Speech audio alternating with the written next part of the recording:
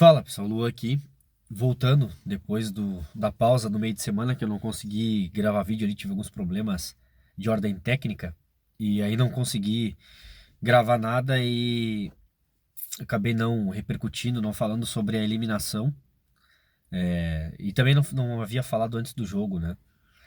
Mas assim, eu vou virar a página, tá? Infelizmente não tem mais o que fazer quanto ao que o Grêmio fez ali no meio de semana, é lamentável. E, na verdade, para começar aqui, eu queria saudar a memória do Luiz Carlos Silveira Martins, o Cacalo, que tão importante foi na história de muitos gremistas, né? Na verdade, muito importante na história do Grêmio como um todo, né? Talvez o Grêmio não fosse o Grêmio, sem a passagem do Cacalo por ele. E fica aqui todo o meu respeito e admiração ali a quem foi o Luiz Carlos Silveira Martins. E para torcedores que não viviam o Grêmio, assim, por não ter acesso, por questões financeiras ou porque moravam longe e tal, como foi o meu caso, né, na década de 90, eu vi o Grêmio só de longe, assim, pela TV de vez em quando, geralmente ela era pelo rádio, e no Olímpico, assim, era um evento praticamente uma vez a cada quinquênio, né? Demorava bastante para eu conseguir ir até o jogo e tal, por questões diversas, né? Uma delas era a parte financeira na época. E eu não sabia na época que quem estava por trás daquele Grêmio vencedor ali, que fazia de tudo pelo clube, que brigava pelo clube, que servia ao clube e não se servia dele, né?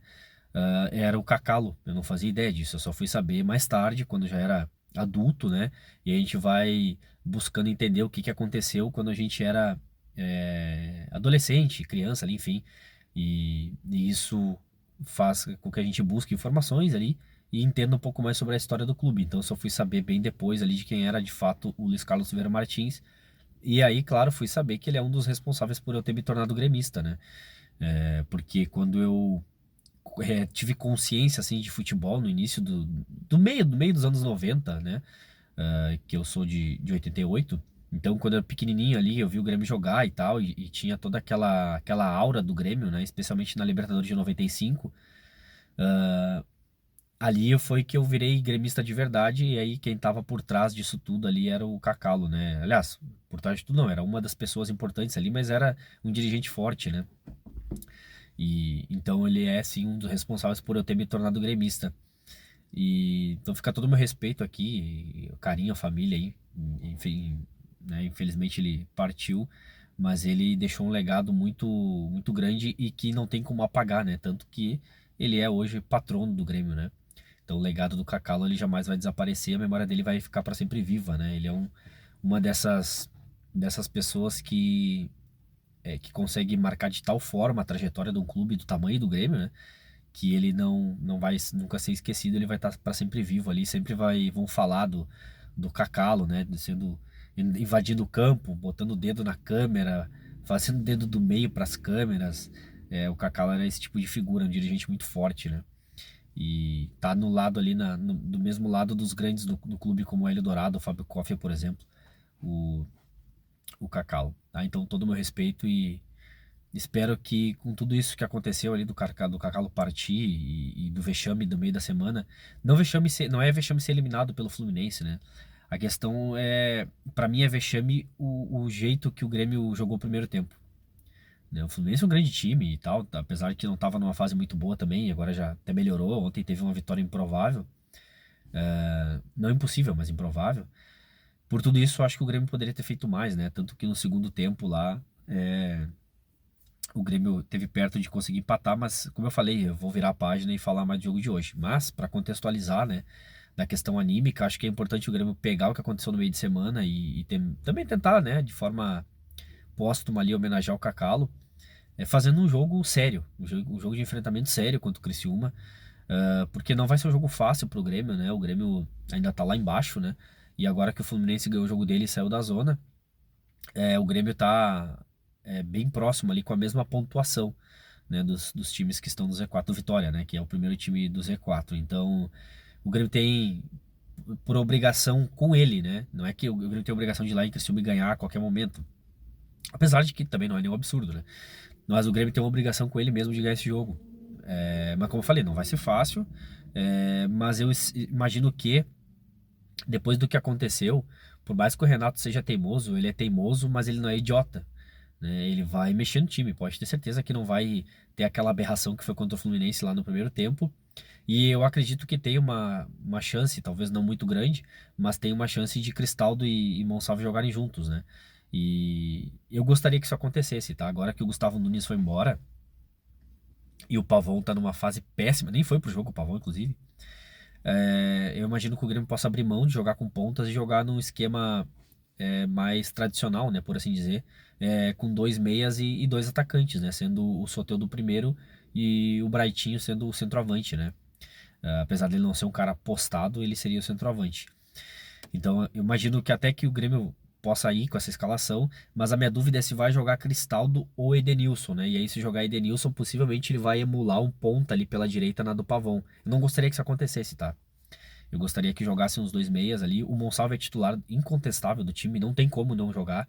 Toda vez que o cara entra, ele faz alguma coisa importante no jogo, ou dá assistência ou faz um gol. A exceção foi no jogo contra o Bahia, mas é porque daí a escalação do Grêmio era uma bizarrice completa também, né? Era muita gente reserva ali e com qualidade muito abaixo dos titulares, né?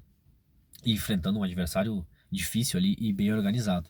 Então hoje o adversário é bem organizado, um time bem treinado, o time do Tencate. Eu assisto o Criciúma, tá? Eu tenho uma relação com a cidade. Meu tio jogou no Criciúma, eu tenho meu primo, minha tia morando lá em Criciúma, tenho alguns amigos, então eu acompanho bastante, assim, tenho olhado alguns jogos do Criciúma.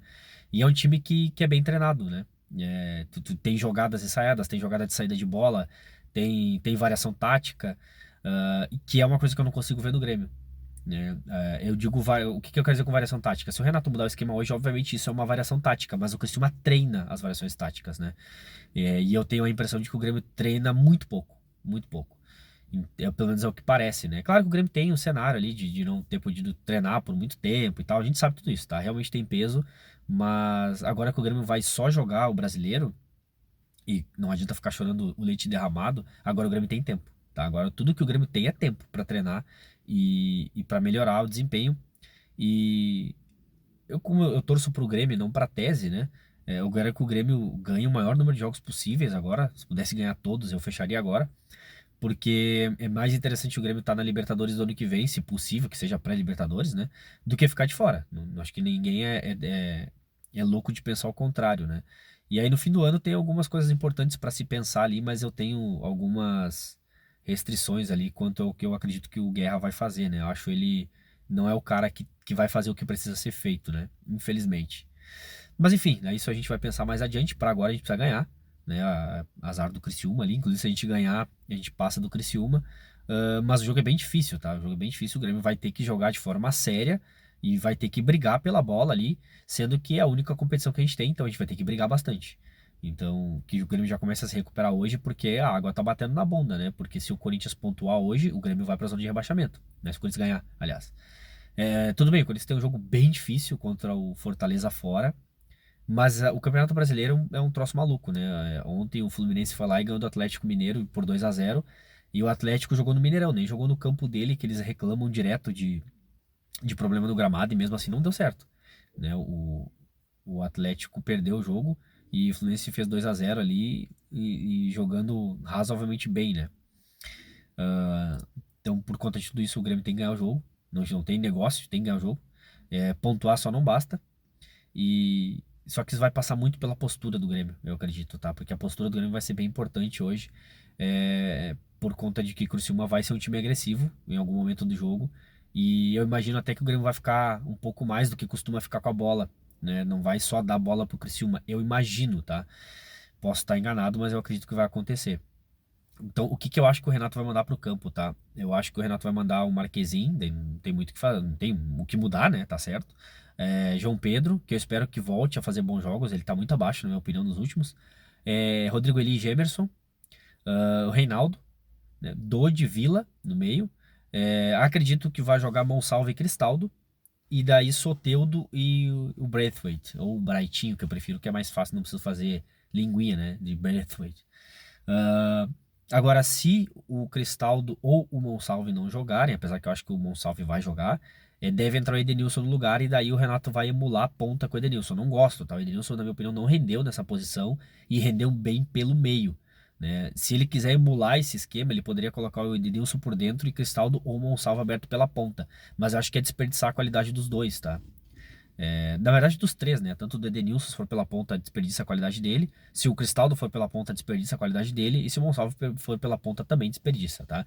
Mas dos três, quem eu acho que é mais capaz de fazer a ponta ali é o Monsalve, né? Por ser mais jovem, ah, ter um pouco mais de qualidade técnica, na minha opinião, e ser mais versátil, né? Apesar do Edenilson jogar em várias ali, o Edenilson já tem uma certa idade, então ali fazer corredor de correr e voltar para marcar talvez não seja muito apropriado para ele agora. Ele não vai conseguir desempenhar bem ali, daí depois a torcida vai encher o saco, mas ao meu ver ele nem deve ser escalado ali naquela posição, tá? Então é isso, eu vou estar na rua, né? Eu não vou conseguir olhar o jogo 100% ali, eu vou acompanhar do jeito que eu posso. E eu queria ter ido nesse jogo, mas como o ingresso foi vendido só lá na bilheteria, daí dificultou bastante a minha logística ali, daí eu acabei não nem querendo arriscar ir para Criciúma para de repente ficar de fora e não conseguir ingresso, né? Então, infelizmente foi dessa forma e o Grêmio não teve como fazer nada, não foi culpa do Grêmio, né? Foi decisão da PM lá de Santa Catarina e, enfim, tá, não tem o que fazer, já tô aqui, aí vou estar na rua em um compromisso, mas acompanhando o jogo do jeito que eu puder aqui, depois que o jogo acabar, volto para repercutir. E eu espero que o Grêmio faça um jogo bem diferente do que fez contra o Fluminense, especialmente do primeiro tempo, né? E que o Grêmio agora seja protagonista do campeonato no sentido de ganhar jogos, de fazer bons enfrentamentos, porque até agora o Grêmio foi é, de coadjuvante para baixo, né? Sempre no Z4, sempre perto, com dificuldade para ganhar jogos. Então, eu acho que agora tá na hora do Grêmio começar a mostrar um pouquinho mais de trabalho, porque não pode mais reclamar de calendário, beleza? Então, agradeço quem teve paciência até aqui. Novamente fica a minha saudação à memória do Cacalo e respeito aí a história, a família dele e que o Grêmio possa ganhar para também homenagear ele hoje, nesse dia que é triste para todo mundo que é do Grêmio, né? Um dia de pós-perda do Cacalo, que foi um grande dirigente, um dos maiores da nossa história. Um abraço.